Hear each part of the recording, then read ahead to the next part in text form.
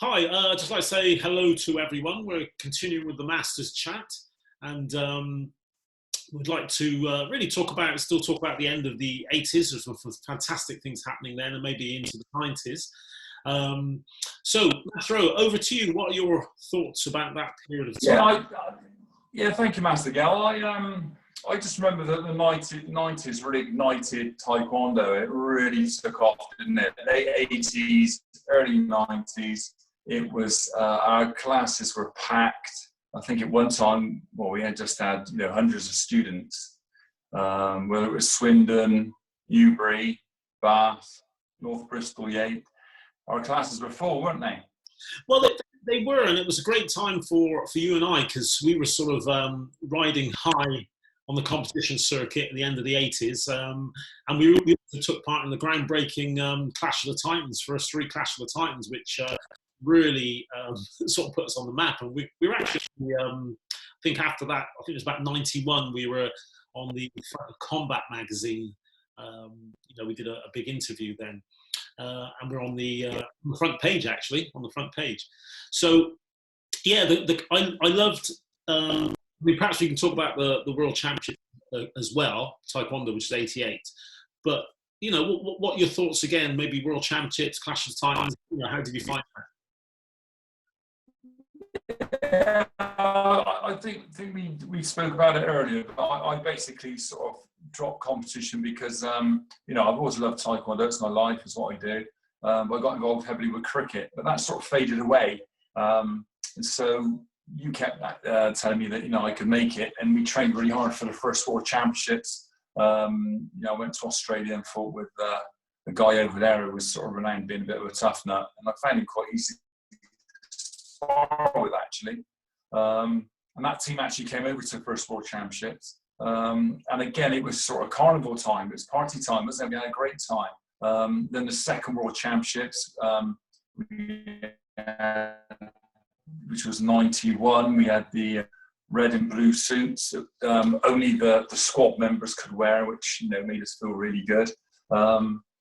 And then obviously in 93, we had the England flag suits, the white suit with the red and white St. George's Cross on it. And in those three championships, I think I picked up about 6 world medals, and I think you did very well as well. So yeah, competition was high up, and we were going all around the world and competing. We had a great friendship. The people that we met within the THB squad, great friends. Great coaches. We had our first sort of success from the west of England, where the first time we entered, I was a blue belt. We fought the Irish team that had a number of European world champions in it. And when I came back from Australia, we fought in the west of England team. And in the first round, we fought the Dutch side. They were then at the time world and European champions individually. I fought Hank Mayer, who was world WTF champion. You fought Tapalato. Again, I know we spoke about it earlier. But that set us on the road. And then we had another team championships where I couldn't actually make it. I was picked to fight in it, but I couldn't make it. I remember I had a cortisone injection on my knee, which I had a bit of an allergic reaction to, which is quite a funny story, which perhaps I can mention later on. But that team was all sort of made up really of ourselves and young members of Bath Taekwondo. And you were the captain. Yeah, 91 Black Belt Team Championships. I mean, it was a real great time because I was coaching the team, not really expecting to be in the team. And as you say, all the students that were in that team, when we were picking from the whole of the West of England Association, it ended up being all our students, I think bar one.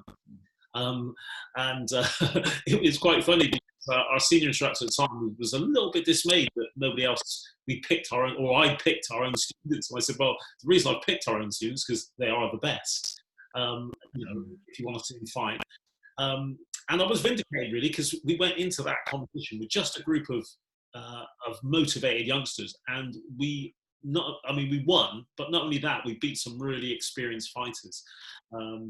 I actually thought I was going to be the weak link in the team because I was fighting as a middleweight, because I thought, well, I could compete at that level. And in training, I was doing sort of beating the middleweight. I thought, well, do you know what? I'm going to pick myself as sort of captain and player coach, so to speak. And did you have to do patterns as well in that championship? Did you have to do patterns? One that we won. Yeah, we did. Yeah, we did patterns as well, which I think a lot of people forget that you were a European patterns champion and represented. In fact, going right back to UKTA days, you were voted International Fighter of the Year, weren't you, 1982 or 83, something like that?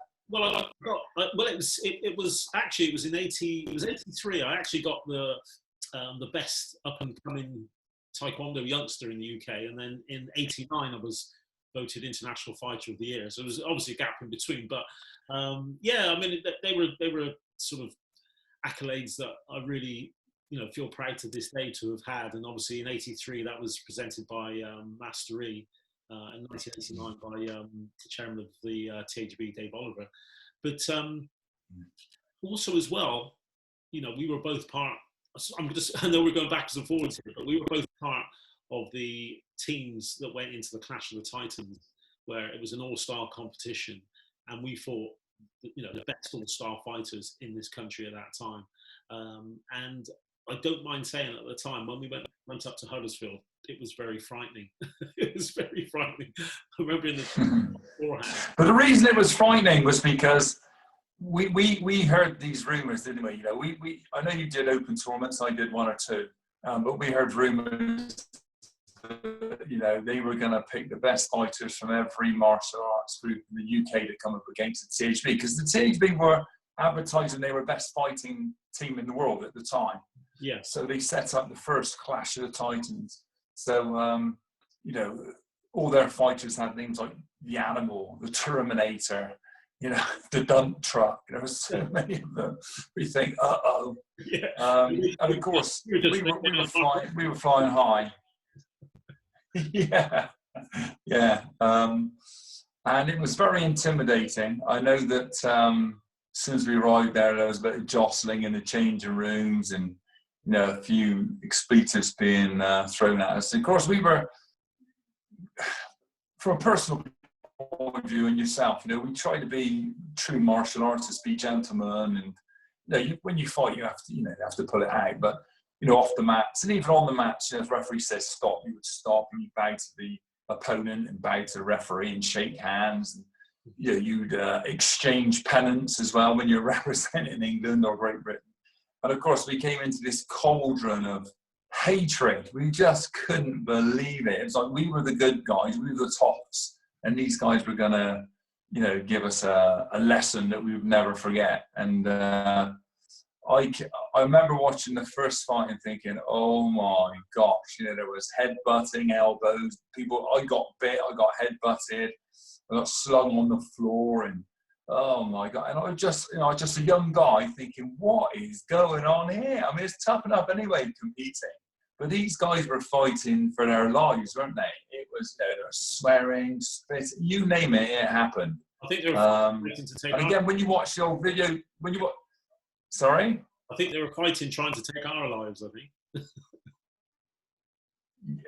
It was, and of course, when you look back on the videos, you don't see the comments, you don't see the atmosphere, you can't feel or see it, or the things that were saying, or just, people were doing this at me, and I'm thinking, I'm just doing a type of, doing a martial arts event. It was just incredible. And to be honest, that really set us up to become, the fighters and competitors that we were, because nothing matched that. Nothing matched that. And you go back to a British Taekwondo Championships or the European Taekwondo or the World Taekwondo Championships, and nothing matched what we did at Clash of the Titans. Trying to get out of the venue was difficult. There are people waiting for you. It was just crazy. Well, did you know what's funny about that competition? What I remember was not the first one, but the second one I did. I fought a chap there, and he was a kickboxer. And just before the fight, where we shook hands, he held my hand and he put his mouth to my ear and he whispered something quite rude in my ear. Let's just say what he was going to do to me. Yeah. which was actually the worst thing you could have done, because I went back thinking I'm gonna have to get him before he gets me. And I ended up dropping the kick on him and knocking him out, or well, nearly knocking him out, knocking him down. And, knocked him down. Once I'd done that, and he was British kickboxing. He was British kickboxing champion at the time, wasn't he? Yeah, and he seemed to be he seemed to be very popular in the hall there. Everyone was cheering him. He'd come from that sort of around that town, and it was really good. It was the worst thing he could have done for me, because he lifted me. I thought, right, okay, that's what you're going to do. Is I'm going to get you before you get me. And I won the fight, and he was very upset about it. And in fact, when I knocked him down, he was trying to refuse medical help because he didn't want to seem as if he was hurt. But as if he was soft. Yeah, he insisted on giving him medical help, so that really boosted my confidence. And from there on, it was like taking candy from a baby. But they were interesting times. He was on the mic. He actually emceed it as well. So he was very biased with his commentary, wasn't he? You know. And I remember, I started wearing a head guard. I saw that. Sorry. He actually emceed some of the later ones, didn't he? Not that particular one, but he emceed some of the later ones, didn't he? That's right. Yeah. I mean, I always remember it because I started wearing a head guard because we saw a nasty accident at Bath Taekwondo where we had our black belt class and somebody hit their head against scaffolding that was in the corner. There was no health and safety in those days. And I remember this young lady banged her head on a scaffold post and nearly knocked herself out unconscious just by, moving around sparring. And I thought, I went over and the scaffolding pole had a bolt sticking out of it. And I thought, if that hits somebody on the head. So doing competition, it seemed quite fashionable as well, around it. There were head guards available. So I started wearing a head guard. I remember when the opponent I was fighting, the Terminator, he slung me on the floor and headbutted me and then bit me and said a few expletives as well. And when I got up, I remember the MC said, "Oh, it looks like the head guard never worked then." And then the referee brought us back together and said to me, to the guy I was fighting, -2 points for excessive contact. And then for me, they minus the point because I went out of the area. And I'm thinking, we're not really, there's no rules here.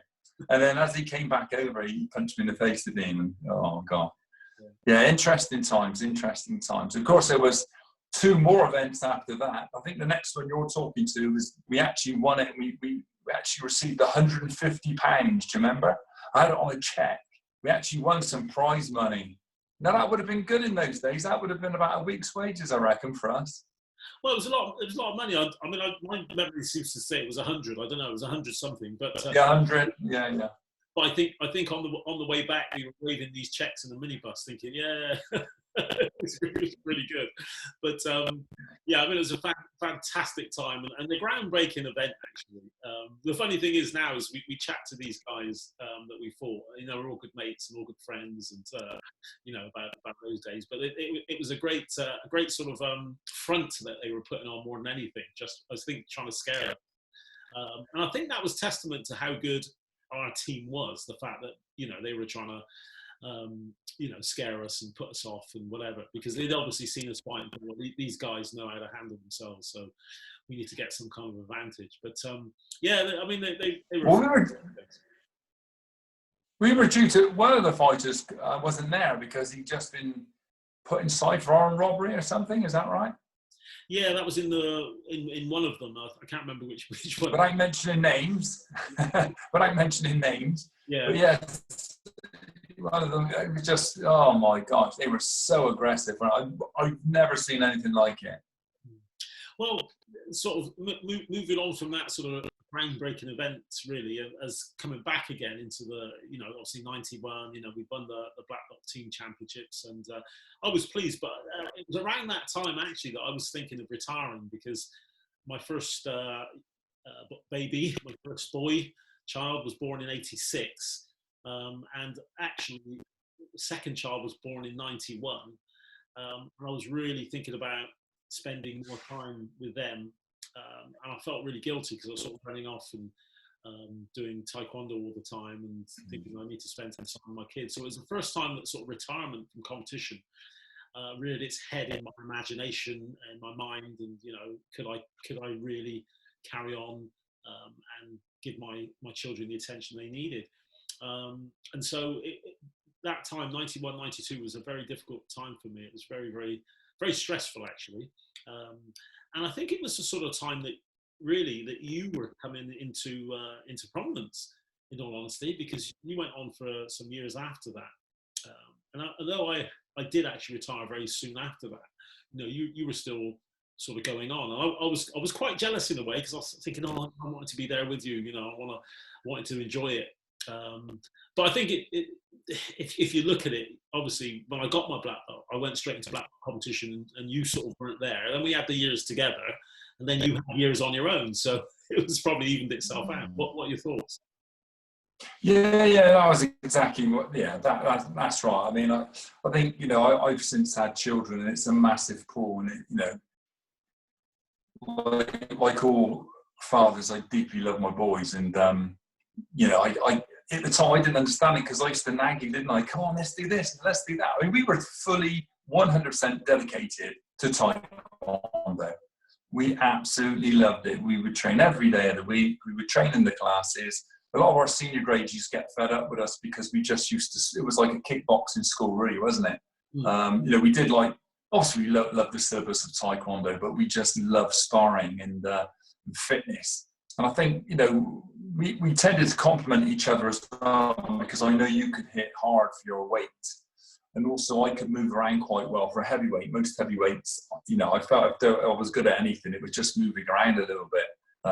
Whereas a lot of heavyweights I would fight, nationally, internationally, were quite heavy. Yeah, and if they landed a punch on you, you felt it. But yeah, I think once we got to about 91, then I continued competing, and I enjoyed it. I was confident enough to go along on my own without having anybody else there, especially yourself. And yeah, we had some great times. And I think that we had a great comeback, didn't we, when we had the anniversary championships? What was that, 93? Yeah. We were the team coach.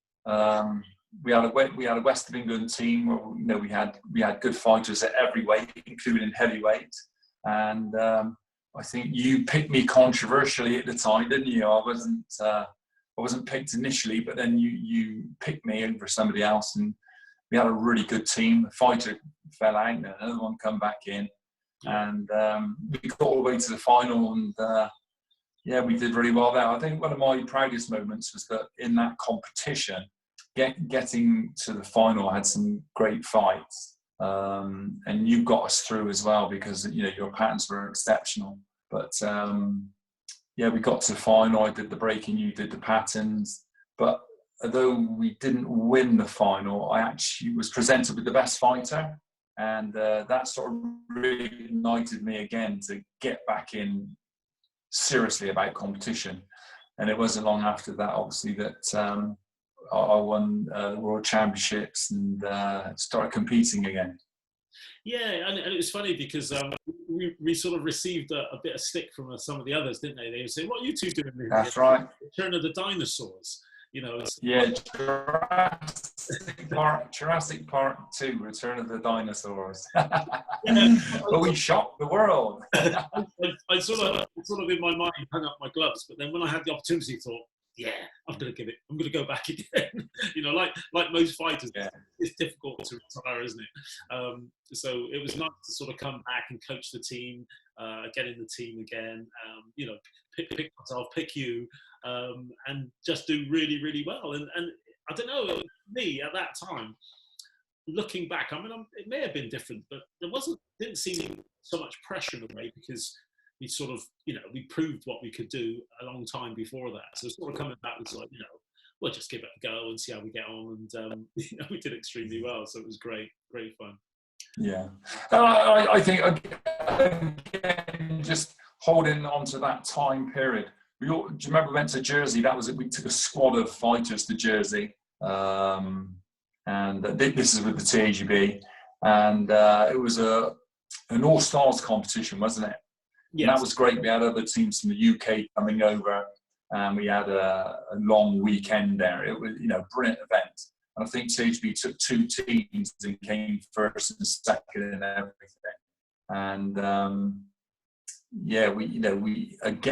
we were just on fire, weren't we? And we were having a good time doing it as well. Oh yeah, and I think that was the thing as well. Is I'd say to fighters these days is you just got to enjoy it. Don't put too much pressure on yourself in the sense that it is what it is. Sometimes you're going to win, sometimes you're going to lose, but you have to try and enjoy it. And I have to say that lots of the trophies that I have, I could pick them up and think, oh, that's that, but I can't remember where they came from and what tournament I won them at. But I can still remember, the good times we have dancing to 3 o'clock in the morning in Holland in that nightclub, and having a good time in Holland, and all those Los Angeles and all those times. And I think that's the thing, is that it doesn't last very long, so you have to try and really enjoy the moment. Yeah, I think that was another memorable trip, wasn't it? We went to the Republic of Ireland, and I think that was when Nelson Mandela was released? That's right. Yes, it was. Yeah. I got carried shoulder high in a nightclub, around the nightclub, by the Dutch team and the English team at the time, selling free Nelson Mandela. It was quite scary because I thought they were going to drop me. Can I just get down? It was quite funny. Yeah. Great time. Yeah, very good. Yeah, it was good memories, great memories. Well, yeah, so I was going to say, just to say, we've got a sort of few minutes left. Perhaps you could, wrap up those early 90s for us, and again, how you felt about it. Yeah, well, for me, it was exciting times because we started Taekwondo in the 70s, and then through the 80s it got bigger and bigger and gradually bigger. And then you had coloured suits, you had coloured fighting gloves, you were wearing gum shields, head guards, forearm guards. It was great, and razzmatazz suits. It really did ignite, didn't it? And say the early to middle 90s was just a revolutionary time for martial arts. The martial art magazines were, about 3 or 4 of them out there, UK-based ones. We got on the cover once. That was a real proud moment, not only for us but for our students. To get on the front cover was something special. We also had a mention on Sports Personality of the Year. If we won a world medal, it would flash up. Here are some of our other world champions. I think it showed about 3 seconds of. I got to be honest, I think it might have been me, but hey, don't quote me on that. But like 3 seconds of me fighting. Yeah, well, I think it was, and they were brilliant times. And I don't know if you remember, I was actually picked for at that time, I think it was end of the 80s, around 90s, for a pilot series. They were going to put this martial arts on Channel 4 to sort of rival the wrestling that had finished all those years ago. And they put space stage sparring equipment in the ring, and I had to fight somebody. But it didn't really take off because they wanted it to be like wrestling, where they interviewed you and you said, yeah, I'm going to do this to him, I'm going to do that to him, I'm going to whatever. So when they interviewed me, they said, oh, what do you think about your opponent? So I was going, well, he's a really nice guy, I really like him. And said, that's right, yeah. They said, cut. No, you can't say that. You've got to say something mean about him. I said, well, I can't be mean about him. He's a really nice guy.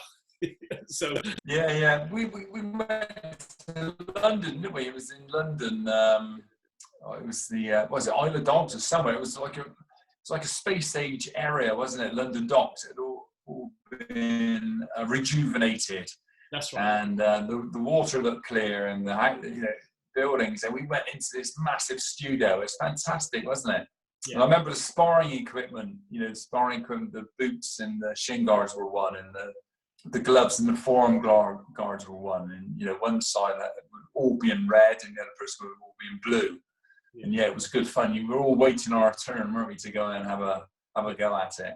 Yeah, that was a great memory. Yeah, yeah. Well, I think we'll end it there. Hopefully, people have enjoyed this series, and we'll continue with our going through the 90s, perhaps to the end of the 90s, and moving on from there, middle to the end, with some great memories. But I'd just like to thank everyone again for listening in. Hopefully you enjoyed it, and you're learning how to taekwondo journey. Yeah, some nice comments from everybody, and stay safe, and keep the faith, keep growing the beards. Yeah, definitely. And the hair.